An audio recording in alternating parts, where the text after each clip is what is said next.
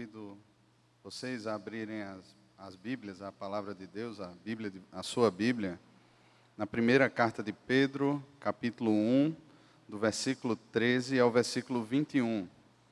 Primeira carta de Pedro, capítulo 1, do versículo 13 ao versículo 21.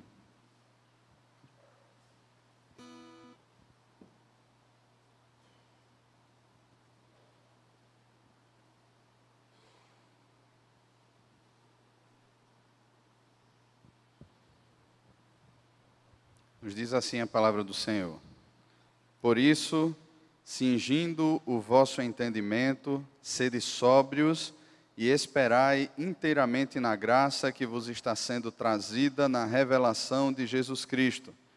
Como filhos da obediência, não vos amoldeis às paixões que tinhais anteriormente na vossa ignorância. Pelo contrário, segundo é santo aquele que vos chamou, tornai-vos santos também vós mesmos, em todo o vosso procedimento. Porque escrito está: sede santos, porque eu sou santo. Ora, se invocais como Pai aquele que sem acepção de pessoas julga todos, ou julga segundo as suas obras, ou as obras de cada um, portai-vos com temor durante o tempo da vossa peregrinação, sabendo que não foi mediante coisas corruptíveis como prata ou ouro que fostes resgatados do vosso fútil procedimento que vossos pais vos legaram, mas pelo precioso sangue, como de cordeiro, sem defeito e sem mácula, o sangue de Cristo, conhecido com efeito antes da fundação do mundo, porém manifestado no fim dos tempos por amor de vós, que por meio dele tendes fé em Deus, o qual o ressuscitou dentre os mortos e lhe deu glória, de sorte que a vossa fé e esperança estejam em Deus. Amém. Vamos orar mais uma vez, irmãos? Senhor, temos a Tua palavra aberta diante de nós, e mais uma vez aqui, Pai, pedimos sobre nós a Tua bênção, nos dá sensibilidade à Tua voz, nos faz perceber o Senhor, nos falando ao coração por meio da Tua palavra. Que no nome de Jesus, Pai, possamos ter a compreensão clara no coração e vivermos na dependência do Senhor, Pai. Nos abençoa assim, no nome de Jesus. Amém.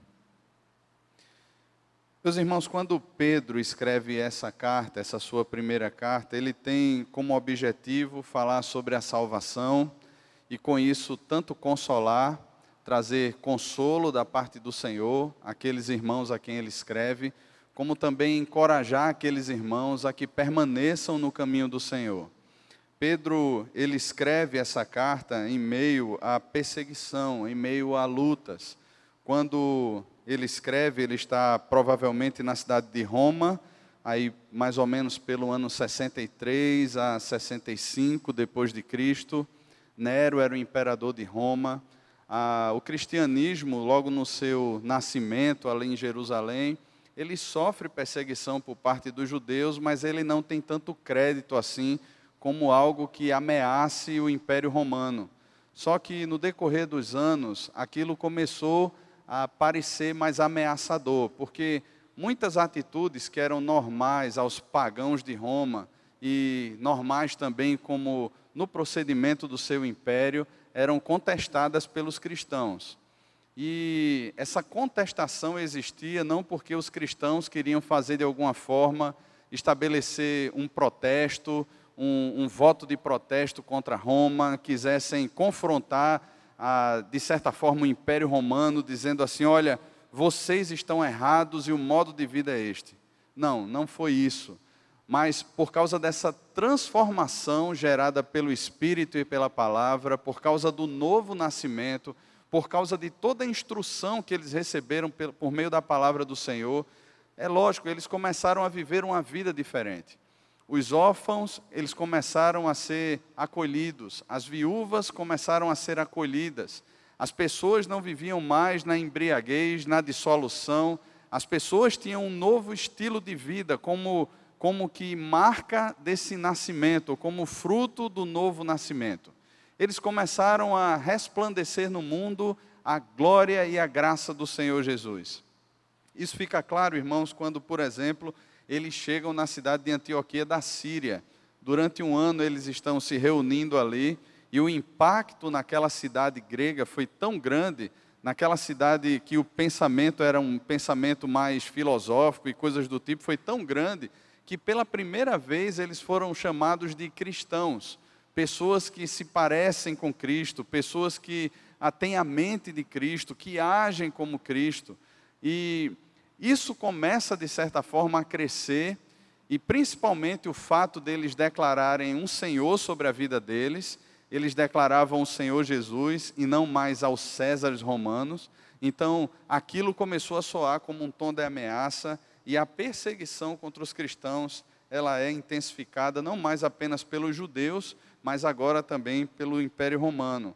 Muitos cristãos perderam sua família ou suas famílias, muitos perderam bens, muitos estavam desterrados, e quando Pedro escreve essa carta, logo no versículo 1, ele diz que escreve aos que são forasteiros, aos da dispersão, pessoas que provavelmente deixaram a sua terra, deixaram tudo que era, ou que compunha a sua vida para trás, e estavam agora desterrados, numa terra distante, aprendendo a se desenvolver dentro de um novo contexto, dentro de uma nova realidade.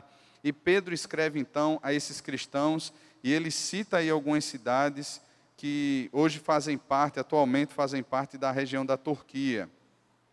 Pedro então, como já falei, ele tem essa intenção, trazer consolo da parte do Senhor, como também encorajar os irmãos a que permaneçam na fé que foi entregue a eles.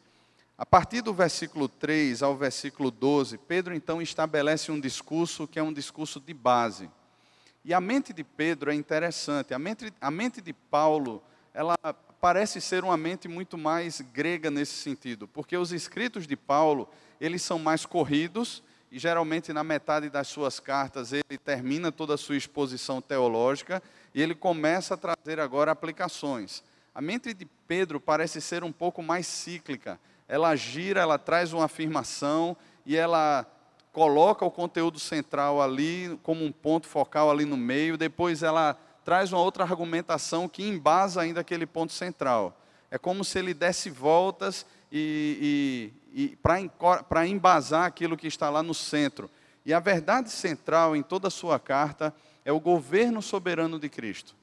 Tanto para a salvação, por meio da eleição, desde a eternidade. Por isso que ele escreve aqui aos eleitos, aqueles que são eleitos por Deus.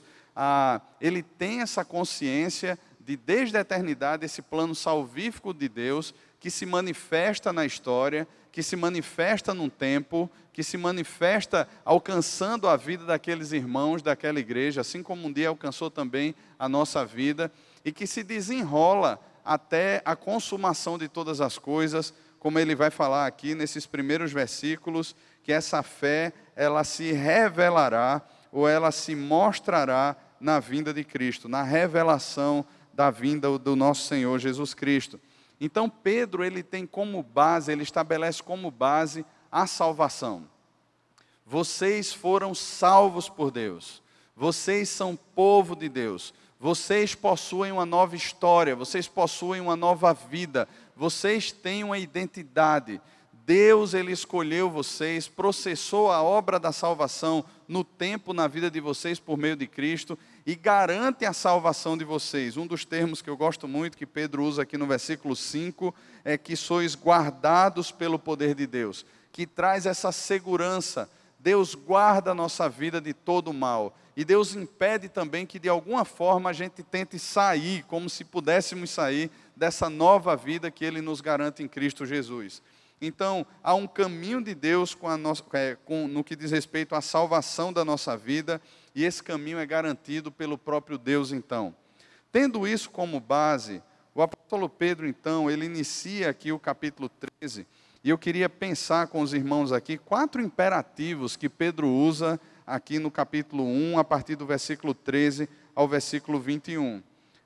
Pedro, então, no versículo 13, ele diz o seguinte: por isso, irmãos, tendo como base tudo isso que foi falado a vocês, nisso tudo que gera uma alegria indizível e cheia de glória ao coração de vocês, em tudo isso que satisfaz não só a mente, mas que satisfaz ao coração, a certeza da salvação, a convicção de que somos de Cristo, a convicção de que temos um Deus, que não somos jogados nesse mundo, que não estamos sujeitos a eventualidades, a acaso ou coisas do tipo, mas que estamos nas mãos desse Deus, tendo em vista toda essa segurança, tendo em vista toda essa alegria que nos está proposta, tendo em vista todo esse governo de Deus sobre a nossa vida, tendo em vista todo esse cuidado de Deus e as garantias de Deus, de que aquele que começou a boa obra, como Paulo fala em Filipenses 1,6, há de completá-la até o dia de Cristo, tendo em vista tudo isso, e por causa disso tudo,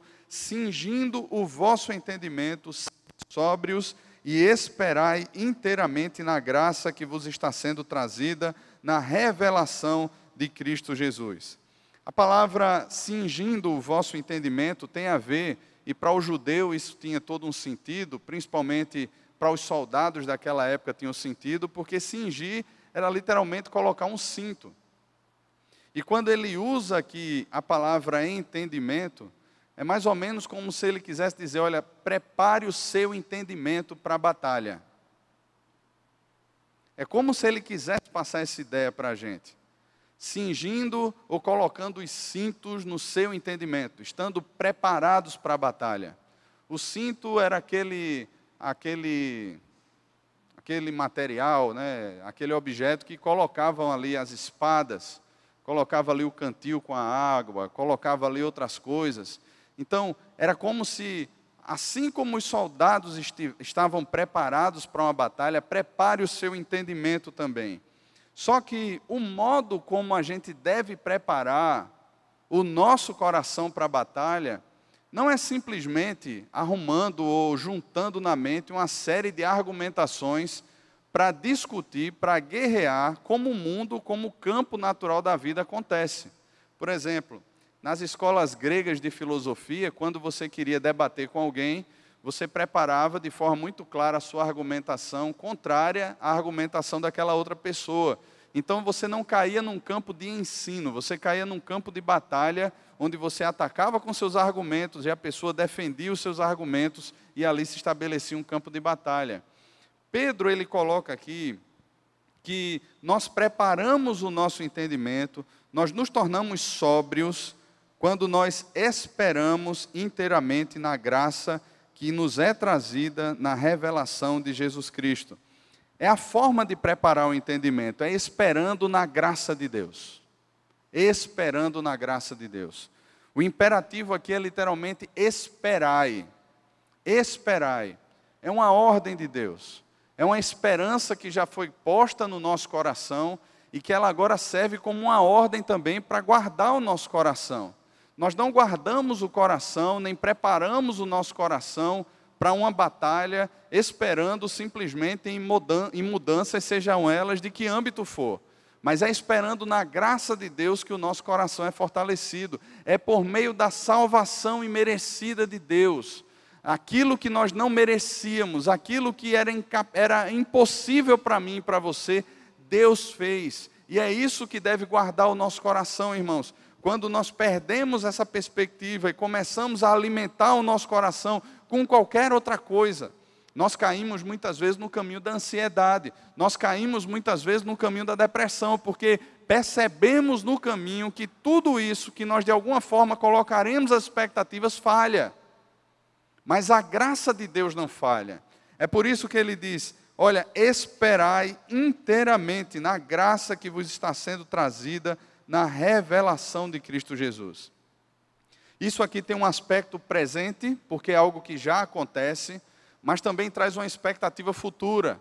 A graça que vos está sendo trazida, e isso é uma palavra que Pedro usa também, por exemplo, no versículo 7. Redunde em louvor, glória e honra na revelação de Jesus Cristo. É algo que já acontece, é uma salvação que já é presente, mas ela se tornará um espetáculo na revelação de Jesus Cristo.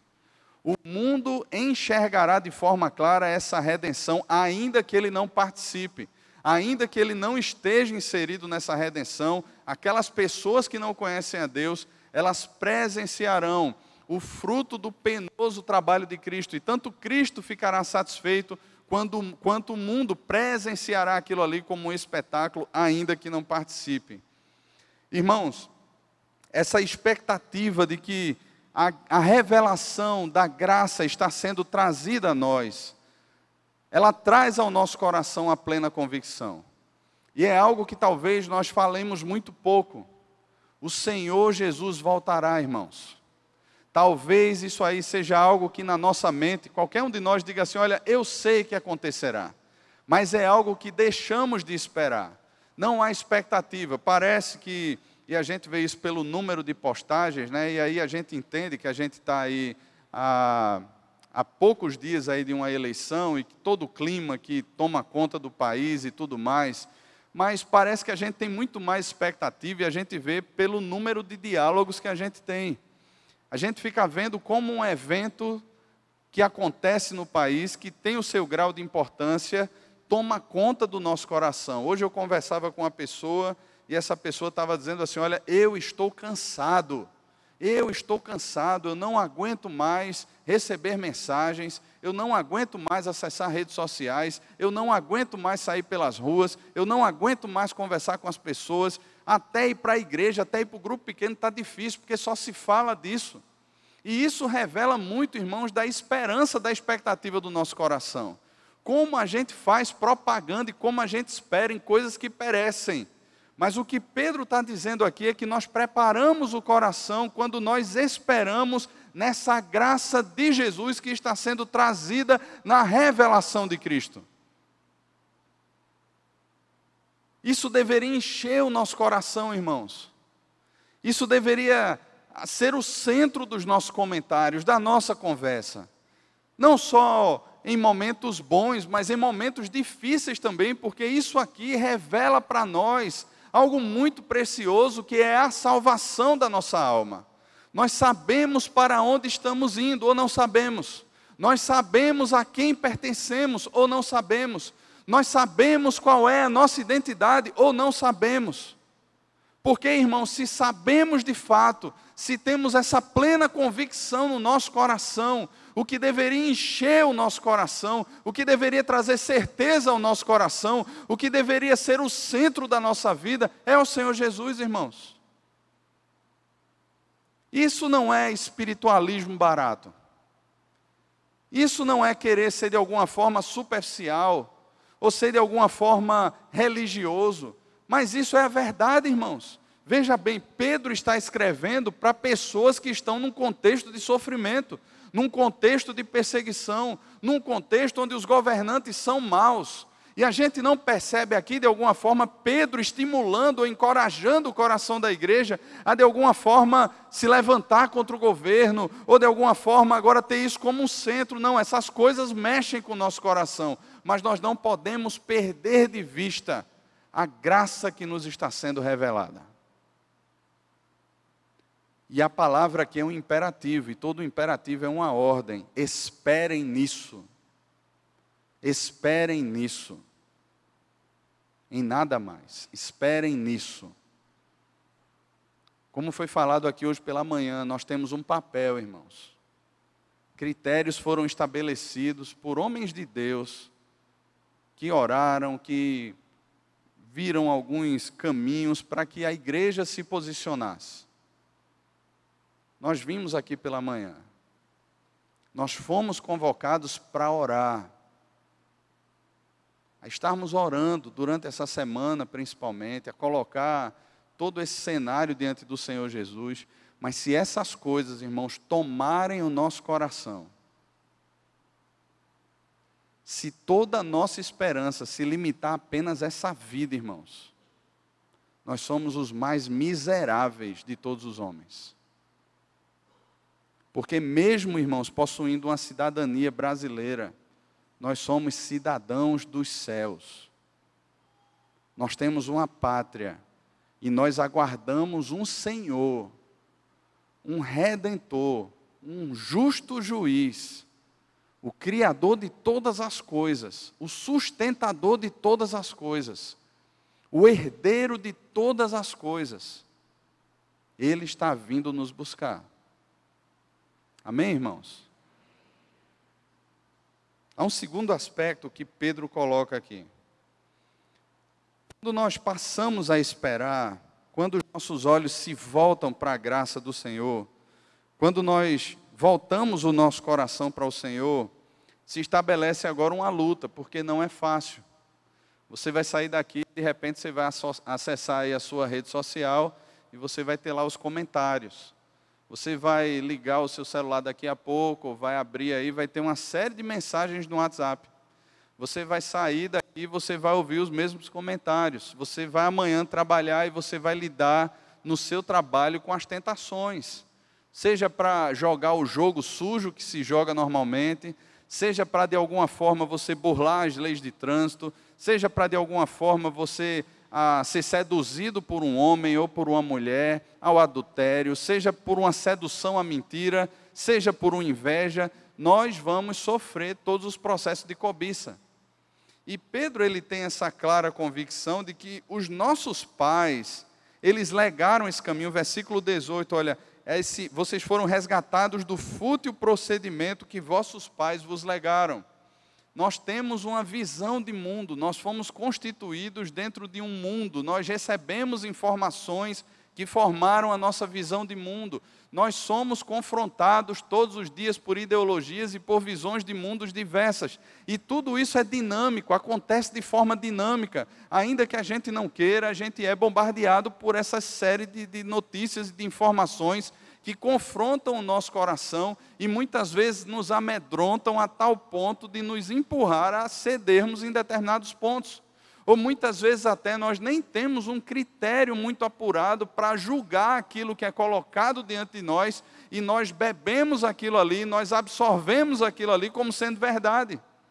Imaturidade, superficialidade, nos levam a caminhada assim.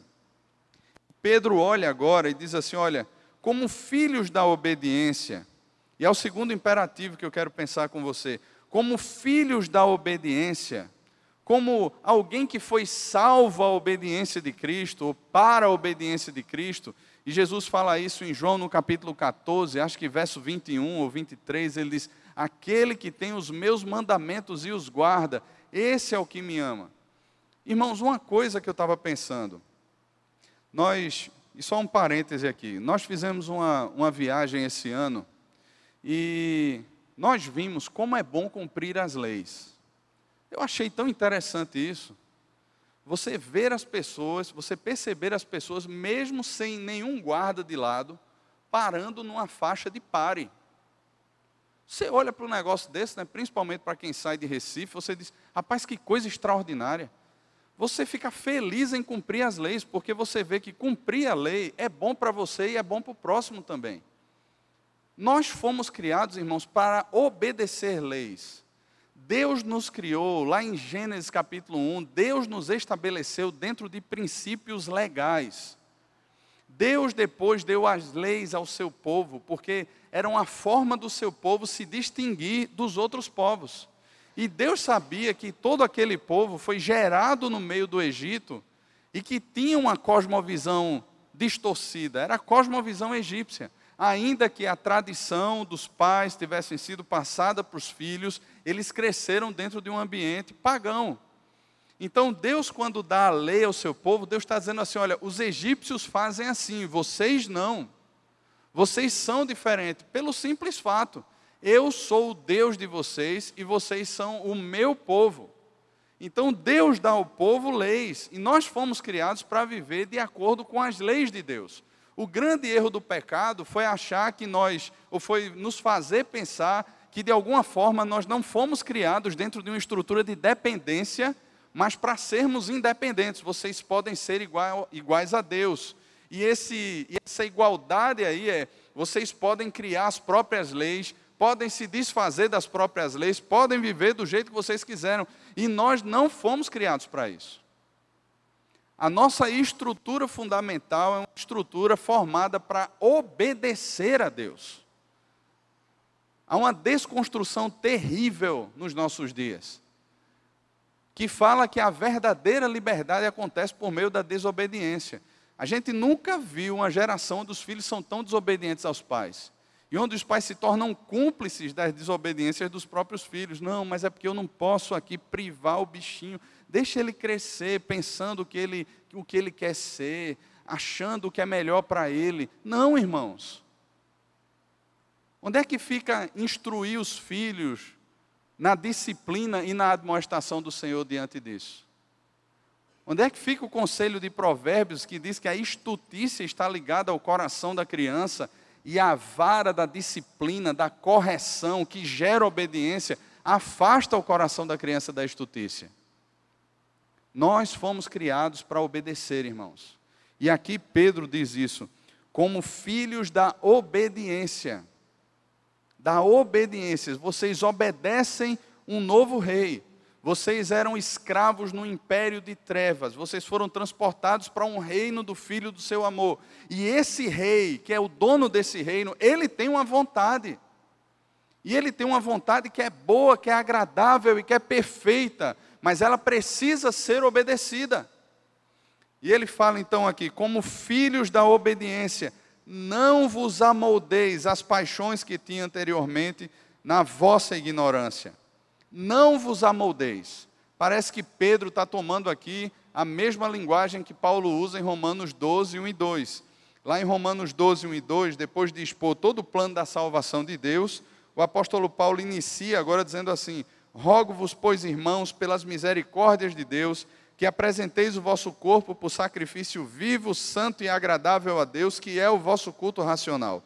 E não vos conformeis com este século, mas transformai-vos pela renovação da vossa mente, para que experimenteis qual seja a boa, agradável e perfeita vontade de Deus. Não vos conformeis com este século. Literalmente, não tome a forma desse século. Não assuma o jeito desse século. Não assuma a postura desse século. E qual é a postura dos nossos dias, irmãos? Está claro, está estampado diante de nós. Não precisa eu trazer aqui uma série de exemplos para falar sobre as posturas dos pagãos, daqueles que não conhecem a Deus. Então Pedro olha para isso e diz assim, olha, vocês eram ignorantes, agora não. Vocês eram insensatos, agora não. Vocês eram nécios, agora não. Vocês foram chamados a uma obediência. Então não queiram viver segundo os nécios. Não queiram caminhar segundo os ignorantes. Não queiram assumir uma postura que não mais faz parte da vida de vocês. Não queiram. Não assumam para si aquilo que não cabe mais em você. E aí ele traz a razão. Pelo contrário. E é o terceiro imperativo. Pelo contrário. Segundo é santo aquele que vos chamou, tornai-vos santos também vós mesmos em todo o vosso procedimento, porque escrito está, sede santos, porque eu sou santo. A palavra tornai-vos e sede santos, do versículo 16, elas têm a mesma força e a mesma palavra. Então, tornai-vos talvez não seja a melhor tradução. A melhor tradução é sede. Então, o que é que Pedro está querendo dizer aqui? Quer dizer que eu me separo? Sou eu quem me torno santo? Não. A ação desse verbo, ainda que seja um imperativo, ela traz a ideia de que foi algo que foi realizado no passado e que traz consequências na minha vida agora para sempre. E esse algo realizado no passado, ele expõe aqui do versículo 3 ao versículo 12. Jesus salvou você e ponto final. Não fomos nós que escolhemos a Deus, foi Deus quem nos escolheu. Não foi a força do meu braço quem me salvou. Nós vemos lá em Efésios capítulo 2, Paulo trazendo esse plano de redenção de forma bem clara, e ele diz que é por meio da graça, a graça que vem por meio da fé em Cristo Jesus, não vem de obras para que ninguém se glorie, porque somos feituras de Deus, criados ou recriados em Cristo Jesus para as boas obras. Não foram as nossas obras, não foi a nossa boa vontade, não foi o meu querer que me salvou, mas foi a graça de Deus que me separou. A gente tem que desassociar também a palavra santidade dessa perspectiva que o mundo trata como uma perfeição acabada. Sim, nós somos santos, perfeitos e irrepreensíveis diante de Deus. Deus, quando olha para mim e para você, Ele não percebe a nossa vida num processo de acabamento, Ele percebe a nossa vida acabada. E nós temos que perceber essa santificação também dessa forma como Deus enxerga. Nós somos santos. Ao mesmo tempo, a palavra santos aqui, ela pode ser traduzida também como um processo de amadurecimento. E esse amadurecimento acontece à medida que eu vou me apropriando de tudo aquilo que Pedro fala, do versículo 3 ao versículo 12, que Cristo já realizou em meu favor. É isso que anima o coração, é isso que fortalece o coração, é isso que guarda o coração, é isso que gera esperança no coração, é essa nova vida que Cristo já me deu. É essa plena convicção de que eu sou filho dele, de que ele é o meu Deus, de que nada pode me arrebatar das suas mãos. Então, nessa caminhada agora, eu vou obedecendo a sua palavra, eu vou crendo um pouco mais, eu vou estudando mais, eu vou tendo uma nova visão. Aquilo que antes compunha a minha visão de mundo vai sendo questionado pela própria palavra de Deus.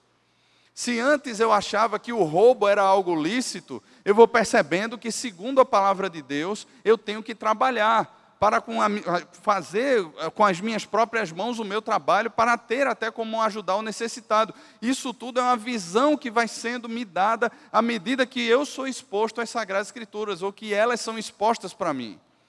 Nós vamos amadurecendo, nós passamos a questionar, a confrontar antigas crenças, coisas que muitas vezes vão doer no nosso coração, porque formam o nosso ser, quem nós somos.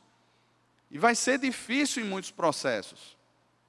Eu estava um tempo atrás, só para deixar todo mundo assim, né, com a mente fumaçando um pouquinho. Eu estava um tempo atrás, conversando com um casal, eles estão se preparando aí para o casamento, e aí assim, né, a gente estudando lá Gênesis 1, Gênesis 2 ali, criação do homem, da mulher, aí a gente foi lá para a primeira carta de Paulo aos Coríntios, aí Paulo vai dizer assim: não foi a mulher criada por causa, não foi o homem criado por causa da mulher, mas a mulher foi criada por causa do homem. Aí eu disse assim, olha, isso Paulo está olhando aqui para Gênesis aqui, e está vendo o que Deus está dizendo, não é bom que o homem esteja só. Vou fazer uma auxiliadora que corresponda a ele. Não é que seja igual a ele, é que corresponda a ele, que complete ele. Aí eu disse assim, olha, a mulher foi criada para completar o homem. Aí ela começou a se remexer assim no banco, né? Foi ficando inquieta. Eu disse assim, você não gosta de ouvir isso, né? Ela fez assim, não. Aí ela disse, aí eu perguntei, por quê? Ela disse assim, olha, eu fui criada para não depender de marido. Eu escutei a vida toda isso. Minha filha, estude, trabalhe, para nunca depender de homem na sua vida. As irmãs aqui já estaram algo parecido. E ela foi criada dentro dessa estrutura. E ela creu nesse negócio de todo o coração.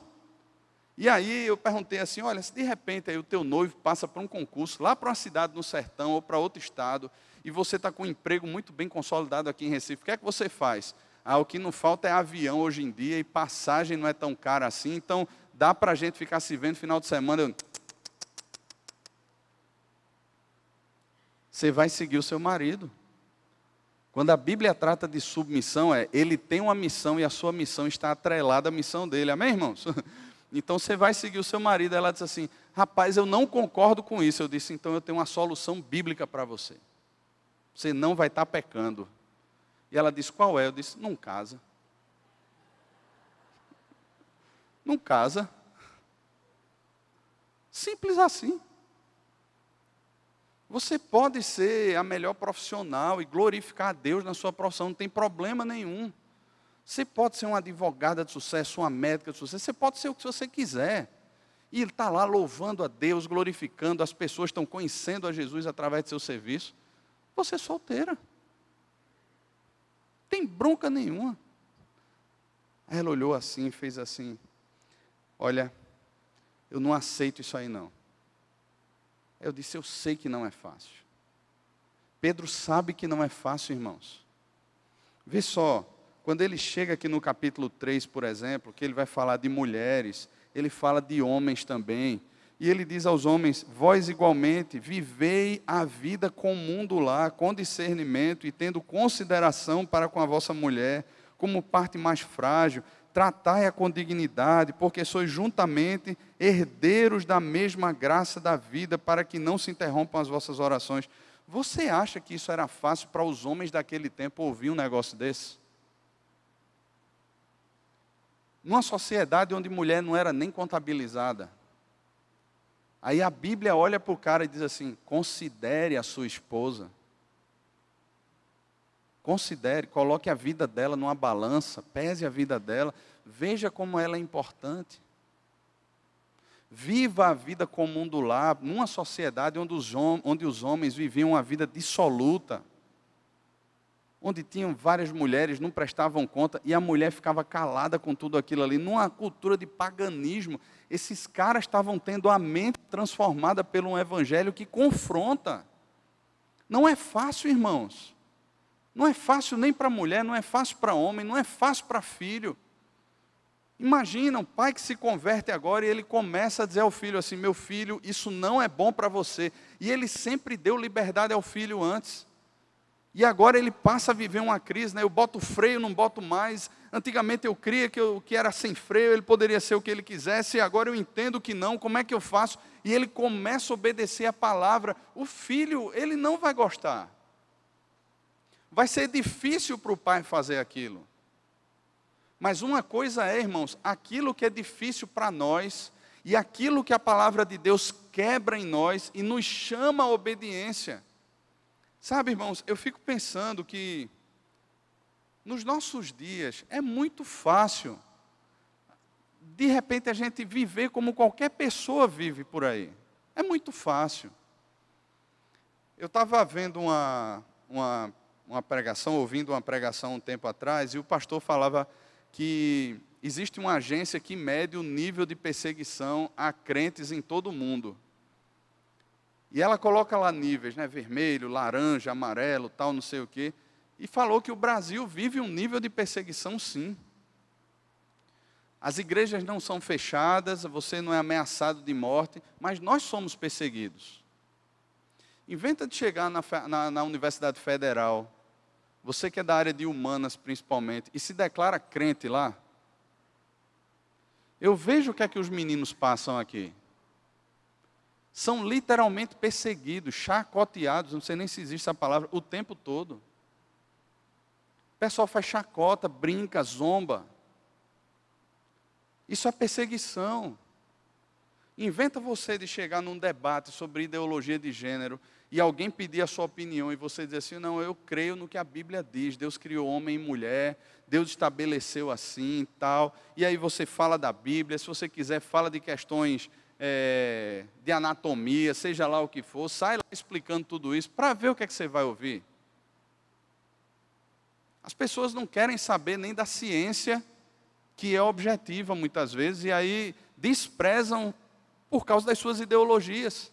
Quanto mais se você começa a expor a razão da esperança que há em você. E o que Pedro está dizendo aqui, irmãos, é que esse chamado de Deus, esse imperativo de Deus, é para nós revelarmos ao mundo aquilo que tem transformado o nosso coração sempre. Nós fomos separados. Nós fomos desvinculados desse mundo, ainda que estejamos no mundo. Jesus orou assim em João capítulo 17, Pai, eu rogo por eles. Eles estão no mundo, mas eles não são do mundo. Estar é uma coisa, pertencer, ser ou ter a identidade definida por aquilo é outra completamente diferente. Se vivemos no Espírito, andemos também no Espírito. Seja coerente com a sua identidade. É isso que Pedro está dizendo aqui, irmãos. O Pai é santo, o Pai é separado. O Pai não tem relacionamento nenhum com esse mundo, com o pecado desse mundo. Da mesma forma vocês foram retirados desse mundo, desvinculados desse mundo para uma nova visão. E essa santificação, como o Senhor Jesus explica também em João 17, é por meio da palavra de Deus, irmãos. É ela quem confronta os sofismas, as falsas ideias do nosso coração, as bases erradas, apóstatas, idólatras do nosso coração. É quem confronta, é quem desconstrói e é quem constrói novas bases no nosso coração. Jesus chama ele ora ao Pai dizendo assim: santificai-vos na verdade. A tua palavra é a verdade. Sede santos, porque eu sou santo. Versículo 17 em diante, o quarto imperativo. Ora, se invocais como Pai aquele que sem acepção de pessoas julga segundo as obras de cada um, portai-vos com temor durante o tempo da vossa peregrinação. Por quê? Sabendo que não foi mediante coisas corruptíveis como prata ou ouro que fostes resgatados do vosso fútil procedimento que vossos pais vos legaram, mas pelo precioso sangue, como de cordeiro, sem defeito e sem mácula, o sangue de Cristo, conhecido com efeito antes da fundação do mundo, porém manifestado no fim dos tempos por amor de vós, que por meio dele tendes fé em Deus, o qual ressuscitou dentre os mortos e lhe deu que ressuscitou dentre os mortos e lhe deu a glória, de sorte que a vossa fé e esperança estejam em Deus. Portai-vos com temor. E talvez aqui, irmãos, esse caminho que Deus coloque para nós, a gente possa lembrar aí de vários textos, Salmo 128, bem-aventurado o homem que teme ao Senhor e anda nos seus caminhos. O temor do Senhor é o princípio da sabedoria. E temer a Deus é saber quem é Deus e quem eu sou diante de Deus. O mundo aí fora, ele nem sabe quem é Deus. O Deus criado por eles, a caricatura de Deus é um Deus segundo os padrões estabelecidos pela mente deles. É quem eles querem que Deus seja. Mas o Deus que se revela por meio da palavra, o Deus que nós cremos, ele se apresenta como um Deus soberano, o Rei de toda a terra, aquele que é o Criador de todas as coisas, que é o sustentador de todas as coisas. E nós, quando percebemos Deus e percebemos a nossa estrutura diante desse Deus, o que surge no nosso coração é temor diante desse Deus. Porque nós sabemos diante de quem estamos, na presença de quem andamos. Não é de qualquer pessoa, irmãos. Muitas vezes a gente olha assim as pessoas descumprindo as leis de trânsito, né? Isso assim é muito claro dentro da nossa realidade. Descumprem sempre. Por quê? A gente não percebe uma fiscalização muito grande dentro da nossa cidade. A gente não percebe um excesso, né, ou muitos guardas de trânsito. A gente não percebe. A partir do momento que se tem um guarda, ou que se coloca uma câmera, as pessoas passam a ter temor. Por quê? Vai chegar uma multa dentro de casa. Mas se não tem ninguém para me multar, eu vivo uma vida sem temor. Eu vivo uma vida desregrada, eu vivo uma vida segundo aquilo que eu acho que é melhor. E o fruto aqui de todo esse conhecimento de Cristo, desse evangelho que nos foi revelado, que Deus nos revelou, que é o Senhor Jesus, gera temor no nosso coração. Por isso agora que nós caminhamos, ou nos portamos, ou nos comportamos debaixo do temor do Senhor. Hoje pela manhã, né, na hora de sair para a escola dominical, meus meninos ontem foram dormir tarde que só. Parece que é sina de pastor, né? Depois de um tempo ficar contando exemplo de filho, né? Não contem para eles não depois, viu? Aí hoje ali na hora do culto, né, na hora de sair para a escola dominical de manhã, para o culto deles lá, aí Sarinha: papai, eu quero ficar para prestar atenção na pregação do tio Fubá. Aí eu disse assim: tá massa. Ela já ficou em algumas pregações assim, ela já entende muita coisa, ela gosta de ficar no culto. Tá massa. Aí Arthur fez assim: eu também quero ficar, papai. Eu disse: você não. Aí ele fez: mas papai, eu estou com muita dor de cabeça.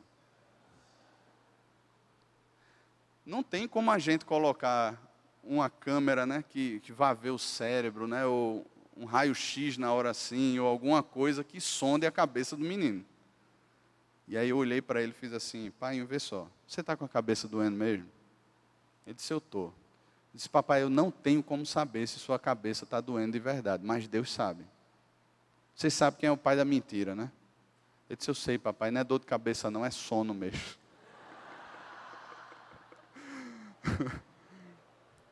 E aí acabou ficando ali mesmo, ficou se escorando, depois estava lá a pocinha de baba no banco da igreja, né, do sono do menino. Mas, irmãos, nós sabemos na presença de quem nós estamos. Se um dia nós fomos alcançados por essa graça imerecida, se um dia nós conhecemos de fato o Senhor Jesus, há temor a Deus no nosso coração. Há temor a Deus. não é aquele temor que as pessoas têm de dizer assim, olha, cuidado porque fulano está vendo, viu? Ou então, quando o cara é flagrado com alguma coisa, né, e aí corre para esconder, não foi nada disso que eu estava fazendo, não. Sim, olha, você viu mal aí, né? Mas, quem mais fala, para mim, assim, o salmo que mais define com precisão de detalhes isso é o Salmo 139. Vê a compreensão de Davi, do temor a Deus. Senhor, tu me sondas e me conheces. E ele começa a descrever ali, ele diz assim, olha, o Senhor sabe por que eu me assento, por que eu me levanto. E ele está falando ali das motivações. Não é que Deus saiba porque viu a gente se levantar ou sentar, mas é porque Deus sabe o que motivou o coração a sentar ou a levantar. Deus penetra os pensamentos. Antes da palavra chegar à boca, o Senhor já conhece toda. E sabe, irmãos, nessa relação, dessa compreensão do temor de Deus, Davi não chega a uma conclusão, estou quebrado. Deus sabe, misericórdia. Olha, eu vou tentar de alguma forma fazer com que Deus não perceba, vou tentar ludibriar. Não é isso. Davi diz assim, tal conhecimento é maravilhoso demais para mim. Vê o impacto disso no coração de um homem que de fato conhece a Deus. Saber que o Senhor me conhece de forma tão íntima, tão profunda, é maravilhoso demais para mim. É sobremodo elevado, não posso entender. Se eu subir aos mais altos céus, tu estás lá. Se eu fizer a minha cama lá no inferno, o Senhor vai estar lá também. A tua mão vai me guiar lá. Tanto as trevas como a luz diante do Senhor são a mesma coisa. O Senhor me teceu no ventre da minha mãe. O Senhor me conhece muito bem. E ele termina dizendo assim, sonda o meu coração, vê se há em mim algum caminho mau e guia-me no caminho eterno. Vê se há em mim, Senhor, idolatria, vê se há em mim, Senhor, caminhos que não glorificam o teu nome, porque Davi teme ao Senhor. Ele sabe que Deus se relaciona com ele em intimidade, em profundidade. É diferente de nós, irmãos. Nós queremos esconder o tempo todo a síndrome da queda do Éden, né? A gente quer folha de figueira o tempo todo para esconder a nossa vergonha. Só que Deus sabe. Quando Deus pergunta a Adão, Adão, onde estás? Não é que Deus não soubesse. Deus queria que Adão soubesse que ele está escondendo de Deus. Deus sabe, irmãos. Deus sabe. Isso deveria gerar esse temor, essa reverência no nosso coração. Saber diante de quem estamos, na presença de quem andamos. Deveria gerar isso no nosso coração. Portai-vos com temor, sabendo que não foi por meio de coisas que se corrompem que vocês foram resgatados, mas vocês foram resgatados pelo sangue de Jesus. Ele foi conhecido pelo Pai lá antes da fundação do mundo e foi manifestado a nós no final dos tempos, por amor de nós. Veja só o preço que foi pago para que hoje a gente pudesse caminhar no temor do Senhor. Deus derramou o sangue do seu Filho. E esse pensamento de Pedro é maravilhoso, porque ele começa no início da carta ali, o comecinho da carta, falando sobre salvação. Ele expõe tudo isso e no final ele diz assim, olha, esse sangue foi derramado por amor de vós. Não é para fazer o mal a você. Não é para condenar você, até porque o sangue já absolveu você, já perdoou você, já decretou a sua salvação, já estabeleceu essa nova vida. Então caminhe assim na presença de Deus. Irmãos, nós temos um tempo muito confuso, muito complicado, de muitas ideias, de muitas ideologias. Nesses dias eu tenho lido muito sobre globalismo, sobre secularismo, e a gente vê assim, excluindo aí as perspectivas de teoria da conspiração, e não só aqui no Brasil, né, mas isso em termos globais, a gente percebe assim cenários cada vez piores pela frente. Eu li alguns artigos essa semana de pastores americanos que falam aí sobre a igreja nos Estados Unidos, que nunca se pensou que tivesse tanto crente nominal dentro das igrejas como existe hoje. Há uma desilusão muito grande, principalmente nas igrejas emergentes, que estão lotadas e que no mesmo número de pessoas que as lotam, qualquer ideologia arrasta essas pessoas para o mundo e não existe consistência na fé, não existe base. Ao mesmo tempo, as igrejas tradicionais, as igrejas mais antigas, elas estão diminuindo, mas ainda há uma solidez, mas estão perdendo muitos crentes, muitas pessoas. E eu penso, irmãos, que assim como a Europa vive hoje, aqueles, como a gente pode dizer, né, aqueles gatinhos pingados dentro da igreja, não vai ser muito diferente daqui a alguns tempos. Seja o cenário que a gente quiser pintar, nunca vai ser um cenário de facilidades. O secularismo, o mundanismo, todo esse hedonismo, né, esses ismos todos, essas ideologias, tudo isso que tem formado a mente das pessoas, a gente vê ao mesmo tempo assim, parece que a palavra não fala ao coração, as pessoas terceirizam sempre o ensino da palavra, elas não querem ler, elas não querem estudar, não fazem a sua devocional, as coisas mais simples, irmãos, que constituem a nossa fé. E a gente vê como isso era importante para esses pastores aqui do Novo Testamento. Quando eles escrevem, eles fortalecem a fé daqueles irmãos. E por mais que isso seja pregado, parece que a gente deixa isso apenas para o púlpito da igreja. A gente não se interessa, a gente está muito mais vidrado nas últimas notícias, nas últimas tendências de carro, de moda, disso e daquilo outro, do que na palavra de Deus. E isso é muito triste, irmãos, porque não só aqui no Brasil, mas em todo o mundo, essa doença tem gerado crentes fracos, superficiais, que são arrastados de um lado para outro por qualquer vã filosofia, por qualquer doutrina.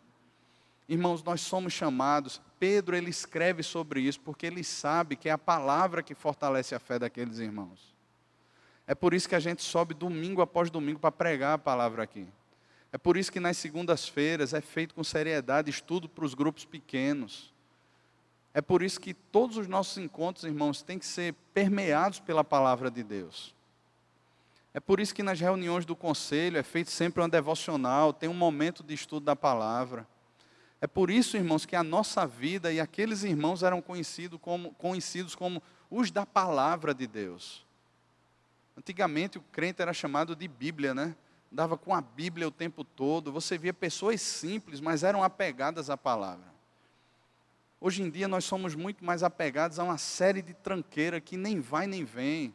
Se você deixar esses negócios, se você sair, você vai ver que depois de um período de desintoxicação, não faz falta nenhuma para a sua vida, pelo contrário, é até melhor. Você vai ver como é bom, como é libertador. E a gente perde tempo com essas coisas, irmãos. Quando o que de fato nos dá uma nova visão, instiga o nosso coração para essa nova vida, essa vida de santidade, esse amadurecimento é a palavra de Deus. Meus irmãos, a minha oração, para mim e para os irmãos, é que sejamos apegados à palavra de Deus. Sejamos apegados ao Senhor. Conheçamos mais ao Senhor. Conheçamos mais ao Senhor. Confrontemos tudo isso que é posto aí fora como verdade por meio da palavra. Não sair confrontando, levantando bandeiras por aí, mas no nosso coração. No nosso coração. No ensino dos nossos filhos, no pastoreio da nossa casa, no cuidado com as pessoas que nos cercam. Porque, irmãos, os dias são maus. Os dias são maus. Os dias são maus. Que nós possamos ser confrontados, consolados e também encorajados a permanecer no Senhor, crendo em tudo aquilo que Jesus fez lá na cruz, na salvação que nos foi e que nos está sendo trazida, por meio da graça de Deus. Amém, irmãos? Queria convidar o grupo de louvor para vir aqui, queria convidar você a colocar de pé, nós vamos orar, nós vamos cantar, louvar o nome do Senhor. Senhor, colocamos diante do Senhor o nosso coração, a nossa vida, pedindo sobre nós a Tua bênção, Pai, que possamos na dependência do Senhor, pedir ao Senhor, Deus, aplica no meu coração a Tua palavra. Senhor, nos ajuda, nos fortalece, nos instiga, nos encoraja a olharmos para Cristo, Pai, e a colocarmos nele toda a nossa fé e toda a nossa esperança, como Pedro nos chama. Ó Deus, no nome de Jesus, nos abençoa assim, Pai. Amém.